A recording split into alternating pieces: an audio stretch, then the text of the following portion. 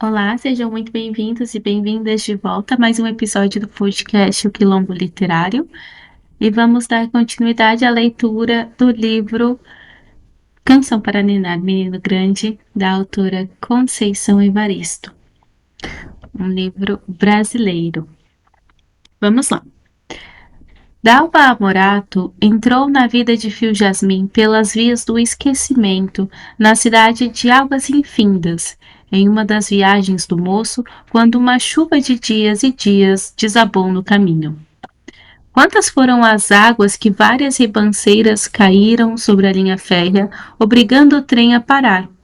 E na afobação da descida, Fio Jasmin, justo o mais novo dos maquinistas, pisou em falso. Água não é chão firme, e ao invés da segurança de uma terra estável, a desamparada pisada de Jasmin tombou o corpo dele no chão. E deitado, o moço ficou um dia e meio no pequeno hospital da cidade, meio desmaiado, enquanto a chuva continuava fazendo estragos nos arredores. Assim que os habitantes de Águas Infindas souberam do acontecimento da parada forçada do comboio na cidade e do ferimento de um dos maquinistas, visitas feito romaria aconteceram no hospital. Dalva Ruiva, a mulher mais rica da cidade, ofereceu seus préstimos, caso precisasse de um quarto particular para acolher o maquinista machucado. Não foi preciso. Em menos de uma semana, Fio Jasmin ficou bom. Entretanto, não se lembrava com nitidez dos fatos imediatos após a queda. Tinha apenas uma vaga lembrança de uma noite de tempestade, o rio transbordando, os gritos dos outros dois maquinistas e depois mais nada.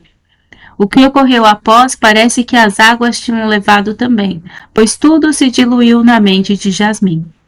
Dalva Ruiva tinha sido uma das primeiras visitantes do maquinista, quando ele estava ainda em estado de meio desmaio. Sendo assim, lembrança alguma ficou na memória de Fio Jasmin, da primeira aproximação da mulher. Dalva Ruiva não ficou desenhada, nem como um fugitivo esboço na mente esquecida de Jasmin. E mesmo quando ele recuperou aos poucos quase todas as lembranças, inclusive a do momento exato da queda, Dalva Ruiva, do encontro primeiro, não lhe veio à mente. Fio Jasmin se lembrou até do grito desesperado que ele emitiu, clamando por socorro, brado que se molhou na tempestade, menos da imagem da ruiva no hospital lhe oferecendo os préstimos. Dela, nada se fez em suas lembranças. Os companheiros de trabalho de Fio Jasmin rememoravam o tombo do mais novo, agradecendo à vida a plena recuperação dele. Poderia ter sido pior. Ele chegou a bater a cabeça na escadinha da entrada do vagão. Ainda bem que as coisas mais importantes do corpo dos homens e das mulheres ficavam entre as pernas. Já pensou se o Fio Jasmin tivesse, com o tombo, amassado os ovos e não machucado a cabeça? Como haveria de ser? As mulheres não iam querer mais nada com ele? Homem desmiolado continua sendo homem. Agora, um homem com os ovos amassados não passaria de um galo velho inútil para qualquer galinha, até as velhas. E assim seguiam as brincadeiras deles. Fio Jasmin ria e ria. Ai, ai, ai, eram tantas piadas. Bom, lá estava ele, vivo, duro, rígido e pronto para as mulheres. E maliciosamente brincando, Phil dizia aos companheiros que ele devia um agradecimento especial a essa tal de Dalva Ruiva, a ricaça da cidade, a que, quando ele ainda estava em estado de torpor, fora visitá-lo e estava disposta a levá-lo para casa. Queria que ela insistisse no convite. Agora ele estava pronto e com muita saúde. Muita. Dalva Morato, como muitas mulheres que não se exibem como um homem, que elas apresentam como marido, noivo ou mesmo namorado, tinha a vida como motivo de especulação.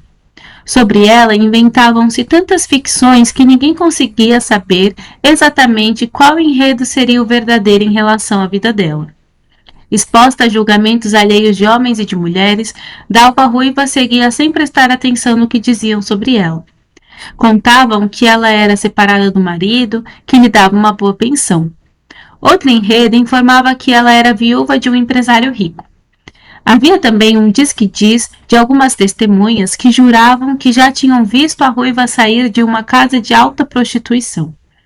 Os clientes dela seriam políticos, jogadores de futebol e gente da classe artística, aquela cuja arte permite que se ganhe muito dinheiro. E ainda intrigavam, dizendo que, com essa profissão do pecado, a ruiva tinha conseguido uma renda tão farta que dera para ela construir uma mansão no Nordeste. E era lá que ela iria morar um dia. O fato é que Dalva andava muito bem vestida, suas crianças estudavam no melhor colégio da cidade, tinha motorista particular e tudo. O que ninguém sabia é que Dalva Ruiva trabalhava e muito, com o corpo e com a cabeça. Tendo passado a infância na roça, ajudando os pais a viverem de uma lavoura de subsistência, Dalva, desde menina, entendeu que seria ela mesma a única pessoa capaz de mudar o seu destino. Aos 10 anos, terminou a quarta série primária. Era tudo o que o lugarejo em que vivia podia lhe oferecer. Decidida a continuar estudando, só tinha uma alternativa: ir para a cidade vizinha. Ela mesma arranjou como. Foi trabalhar na casa de uma senhora conhecida. 4 anos após, se enamorou do rapazinho, sobrinho dessa senhora. A patroa não fez nenhuma objeção. Dalva, que já tinha o apelido de Dalva Ruiva, foi se tornando membro da família. Ela tinha 14 anos e o rapaz 16. Acabaram de crescer juntos. A tia do rapazinho tinha uma consideração especial para com Dalva, mas conservava a menina como empregada. Ia-lhe ensinando as prendas domésticas, dizendo que estava preparando a mocinha para ser uma boa esposa para o sobrinho. Dalva estava feliz. Tinha saído da pobreza da roça e tinha um sonho escondido. O namoradinho ia estudar medicina e ela ia estudar para ser farmacêutica. Era um combinado dos dois, ninguém sabia. A vida e o namoro de Dalva seguiam tranquilos. Casaram-se, ele com 18 e ela com 16 anos. O maridinho foi para a capital estudar medicina. Ela continuou morando na casa da tia dele. Ali era a moradia do casal. Só se viam quando ele vinha de férias. Se viam e se amavam. Durante quase 8 anos, essa foi a vida do casal. Desse modo, Dalva Ruiva viveu, inclusive, a primeira e a segunda gravidez. Quando o marido terminou os estudos, veio de vez da capital e montou consultório na cidade. A tia deu uma festa. Dalva e a tia foram cumprimentadas pelas mulheres da família. Parabéns repetidos diziam que a tia do rapaz e ela tinham feito dele um homem. Elas tinham formado o rapaz que tão menino havia perdido a mãe. Tinha sido a maior tristeza quando a mãe dele morreu de uma doença estranha. Ele tinha apenas 3 anos. E o pai? O pai, não aguentando viver a viuvez, na casa onde tinha sido tão feliz, 7 meses depois partiu dali. Deixou uma carta para a família da esposa morta, pedindo que cuidassem do menino. Nunca mais deu notícias, nem buscou saber nada sobre o filho. A irmã mais velha da falecida esposa se tornou mãe do rapazinho. E mais tarde recebeu Dalva de bom grado para ser namorada do sobrinho. Vicentinho estava crescendo, ia precisar de uma namorada e futuramente de uma esposa. E por que não a menina que tinha chegado para trabalhar com ela? A mocinha era bonita, muito bonita, branquinha, ruiva ao natural, sem precisar pintar o cabelo. Assim, pensava e regozijava a tia.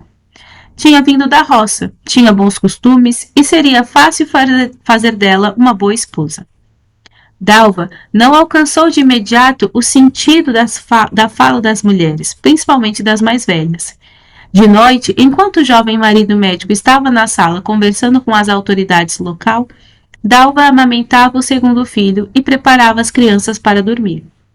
A tia do recém-médico, Dr. Vicentinho Coimbra, entrou no quarto e, chorando, abraçou a moça, dizendo que estava muito feliz, muito feliz.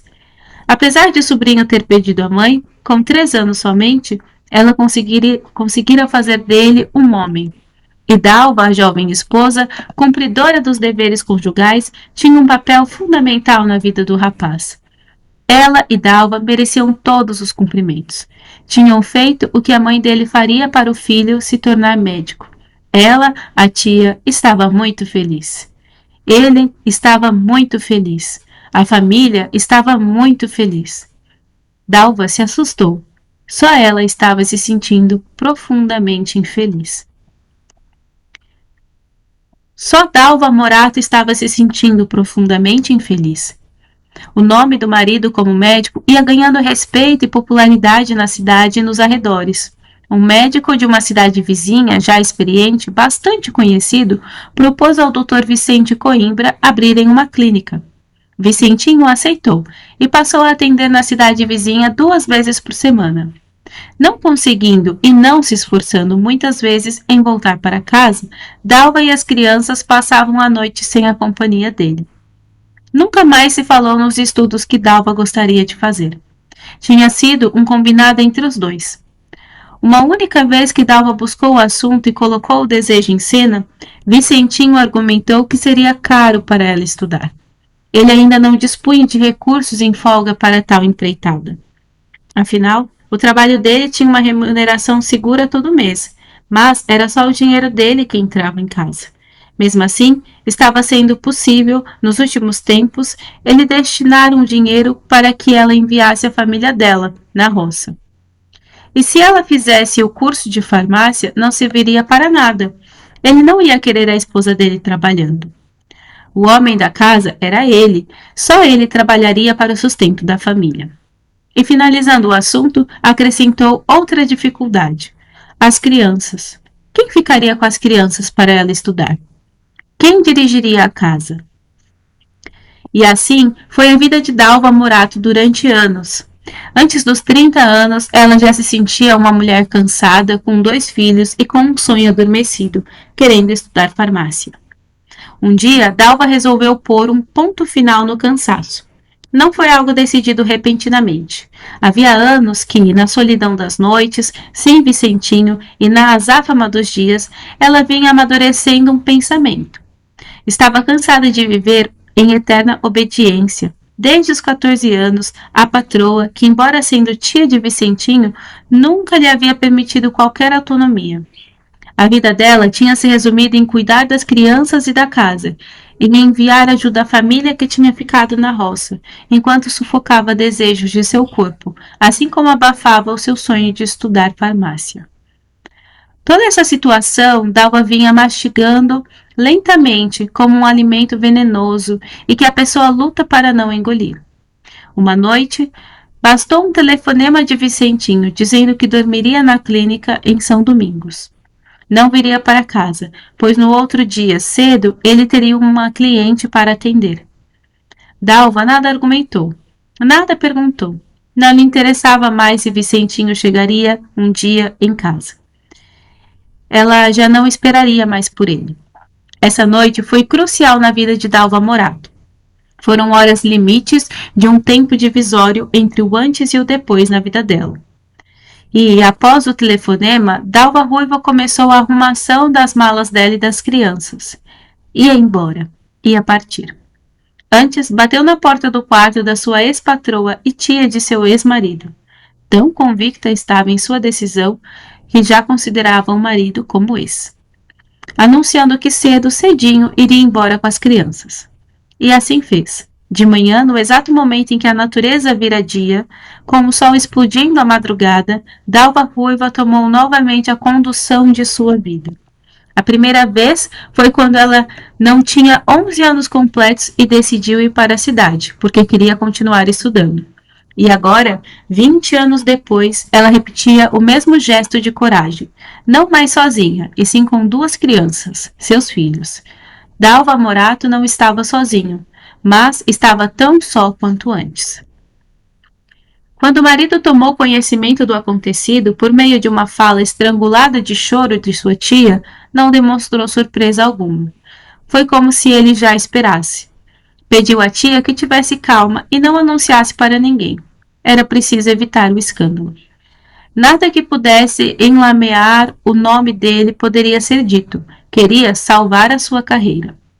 E, com cordialidade e fingindo respeito, o marido de Dalva Ruiva não questionou o fato de ela ter saído de casa e ter levado as crianças. Ele mesmo afirmou que daria uma quantia por mês para ajudar no sustento dos filhos. Entretanto, tinha um pedido a fazer: que ela fosse viver com os filhos bem longe da família dele. Dalva Ruiva atendeu. Ela também não tinha motivo algum para morar na mesma cidade do ex-marido e dos familiares dele. O país era grande, imenso. Ela poderia ir e ir. Jogando com a sorte e apostando em melhores tempos, Dalva escolheu uma cidade chamada Dias Felizes para ir viver com seus filhos, com os filhos. Um lugar bem distante de seu estado natal. O dinheiro que ela levara, economia dos gastos domésticos, mais o que o Vicentinho depositara para ela, no dia mesmo em que conversaram rapidamente sobre a partida dela com as crianças, dava para ter calma nos primeiros instantes e pensar novos meios de sobrevivência e seguir seus projetos de vida. Entretanto, precisava trabalhar. Queria fazer o curso de farmácia, mas, antes, terminar os estudos anteriores necessários para isso. Consciente de que só ela poderia investir nela própria, sabia que precisava escolher um trabalho que lhe desse retorno farto e rápido. Veio em mente trabalhar com vendas de carro, por exemplo. Não conseguiu o retorno necessário e esperado. Venda de imóveis também não. Eletrodomésticos foi decepcionante. Novamente, organizou uma planilha de gastos. Aluguel da casa, pagamento de escola e de acompanhante para as crianças, despesas alimentares, etc. E ainda, ou principalmente, custear seus estudos, os preliminares e depois o curso de farmácia. A solução veio rápida, sem dúvida, sem constrangimento algum. Ia trabalhar vendendo seu corpo. Sexo. Se fosse cantora, venderia a voz. Se fosse bailarina, venderia o corpo no movimento da arte de dançar. Se fosse professora, venderia a sua capacidade, a sua didática, o conteúdo aprendido para ensinar. Se fosse médica, a sua capacidade de cuidar, de curar, de orientar na procura e na conservação da saúde. Se fosse cozinheira, o seu dom de cozinhar. Não tinha nenhum desses predicados e talvez esses tomassem mais tempo para aprender. E Dalva Ruiva se tratava de correr contra o tempo, ou melhor, e para Dalva Ruiva se tratava de correr contra o tempo, ou melhor, agarrar um tempo que ficou vazio, sem movimento algum para a realização de seus sonhos. E sem qualquer acanhamento ou dúvida, Dalva Ruiva tomou informações de como agir. A primeira providência tomada foi a de alugar um quarto por um mês no melhor hotel de uma cidade um pouco distante de onde ela estava morando com os filhos. Depois foi a distribuição em alguns lugares chaves da cidade, como restaurantes onde se reuniam políticos, clubes de futebol, camarins dos artistas de grandes shows, em suma, locais onde gente endinheirada costuma se encontrar. Discretos cartõezinhos oferecendo horas de amor. Dizia ser um atendimento sigiloso e pedia também discrição em relação a ela, que estaria no local para amorosamente atender quem viesse procurá-la para desfrutar de seu atendimento profissional. Em um mês, Dalva Ruiva montou freguesia e, sem dificuldade alguma, começou seus estudos e, em menos de 2 anos, matriculou-se no curso de farmácia em uma das melhores instituições de ensino superior da cidade de Dias Felizes. Quando Dalva Ruiva viu Fio Jasmim meio desmaiado na cama do pequeno hospital da cidade de Águas Infindas, pôde perceber que ele era um homem muito bonito. Desejou que ele estivesse acordado para conhecê-lo melhor. A semana passou, ele se recuperou em curto período e não precisou se hospedar na casa dela, o que seria muito prazeroso para os dois. As chuvas cessaram, as águas baixaram, os trilhos apareceram e o comboio partiu sem esperança alguma de retorno à cidade. A cidade de Águas Infindas não fazia parte do roteiro do serviço do trem. Nem estação a cidade possuía.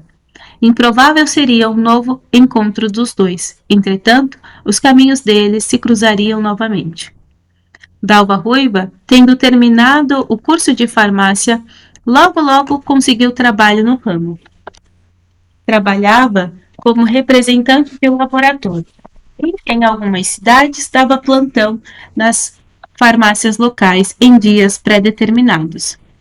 Ela ganhava ainda um bom dinheiro extra extra quando atendia, vez ou outra, homens endinheirados que ela encontrava pelas andanças, como farmacêutica. Dalva Morato era boa em tudo, plena. Punha paixão, intensidade, alma e corpo em tudo que fazia. Um dia, em uma das viagens a trabalho, ela reencontrou Fio Jasmin, na cidade conhecida como Grande Infância. Aliás, foi Dalva Morato que reencontrou Fio Jasmin, pois ele não se lembrava dela. Jasmin sabia que ela existia, sabia do oferecimento dela para cuidar dele, mas não se lembrava da ida de Dalva ao hospital para visitá-lo. O que Fio Jasmin sabia de Dalva Ruiva era o que seus colegas de trabalho tinham dito. E eles, como homens, só viam, só falavam, só inventavam, só imaginavam determinados predicados das mulheres. Fio Jasmin também só se interessava por aquilo que seus colegas sabiam dizer. Dalva e Fio se reencontraram diversas vezes em variadas viagens.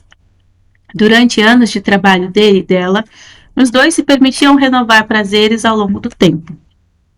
Certa ocasião, não se sabe se por descuido ou não, Dalva Ruiva se engravidou de Fio Jasmin. Quando se encontraram, a criança já havia nascido. Ela contou para ele. O homem escutou a notícia em silêncio e depois perguntou como ela sabia que a criança era filho dele. Ela não respondeu e se entregou a ele com mais afã ainda. Teria uma nova gravidez. Ela não precisava em nada do homem que estava ali com ela. Aliás, precisava sim, de afetos. Mas seu príncipe negro parecia tão sozinho, tão desamparado, tão escorregadio em sentimentos para além de uma virilidade física que, uma vez satisfeita, apontava para o nada. E com um misto de ternura e compaixão, Dalva abraçou o Fio Jasmin como nunca tinha abraçado homem algum. Ele correspondeu ao abraço, como se estivesse feliz. Com Fio Jasmin, Dalva Morato ficava pelo prazer de se abrir para um homem que a fazia feliz por alguns instantes. Fio Jasmin nem percebia. Ele também não percebeu a barriga de 3 meses que timidamente apontava no corpo de Dalva quando se reencontraram na cidade de Dois Laços. Era o segundo filho de Jasmin em Dalva Morato. O terceiro filho, Dalva não comentou, nem deu a Jasmin a oportunidade de vê-la grávida. Quando soube que o trem da CFN pararia na cidade de Ferrompida, ela mandou um recado que, por motivos maiores, a sua visita à cidade seria adiada por 2 semanas. Era um período suficiente para não correr o risco de encontrar com o homem que ela queria ver na face mestiça de seus filhos. Mas Fio Jasmin parecia não perceber nada. Ele não entendeu que Dalva Ruiva viu nele o príncipe negro que a professora não permitiu que ele fosse um dia. Dalva Ruiva queria ter filhos com Fio Jasmin, queria que seus filhos perdessem a alvura que a pele dela continha e se enegrecessem com a melanina do pai. Fio Jasmin nem atinava com o que se passava na cabeça da mulher. Talvez Fio não atinasse nem com o que se passava na sua própria cabeça. E orgulhosa consigo mesma pelos 5 filhos que tivera, sendo que, de 3 deles, o pai era Fio Jasmin, escolha que conscientemente ela fizera por Jasmin, dentre homens que atravessaram a sua vida e o seu corpo, Dalva Ruiva constantemente ia à cidade de chegada feliz. No dia que ela mudasse para o Nordeste, encontraria uma maneira de os filhos se encontrarem com o pai.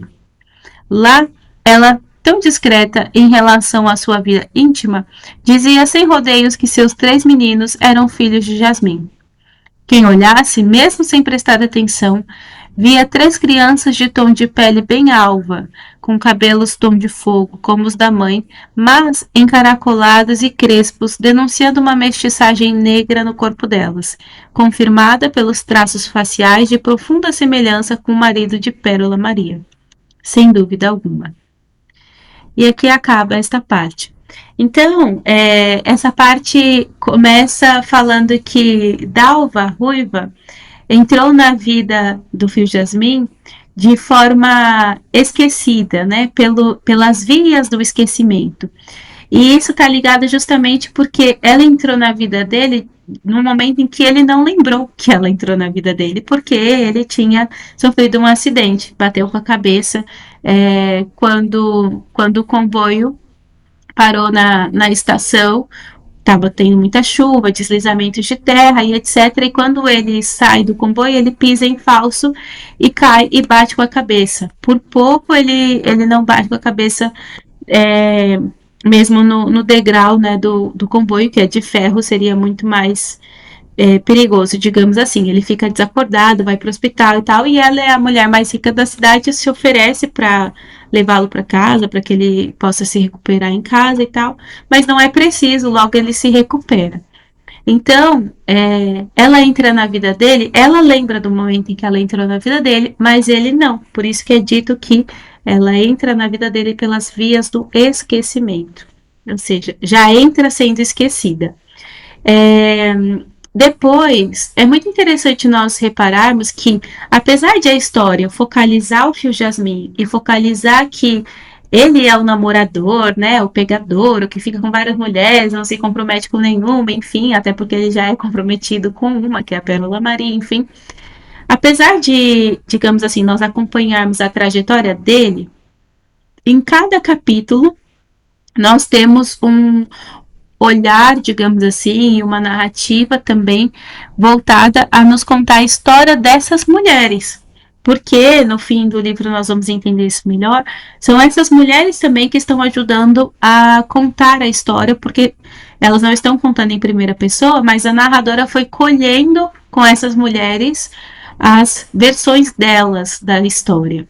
Então, nós temos a perspectiva de cada uma dessas mulheres, e por isso que há momentos que a narradora faz afirmações taxativas, do tipo, foi ela que quis ter os filhos, ela decidiu assim, ela gostava de dormir com o Fio Jasmine, com ele ela realmente gostava de dormir, com os outros era só uma questão de profissão, de circunstância, enfim, de fazer dinheiro. Então, vocês podem reparar que ao longo da narrativa ela vai fazendo algumas afirmações, e aí a gente pode ter essa percepção do ponto de vista das mulheres também, né? Então, aqui, por exemplo, escolha que conscientemente ela fizera por Jasmine, dentre homens que atravessaram a sua vida e o seu corpo. Então, a narradora está falando que a Dalva Ruiva escolheu conscientemente ficar com o Fio Jasmine, né?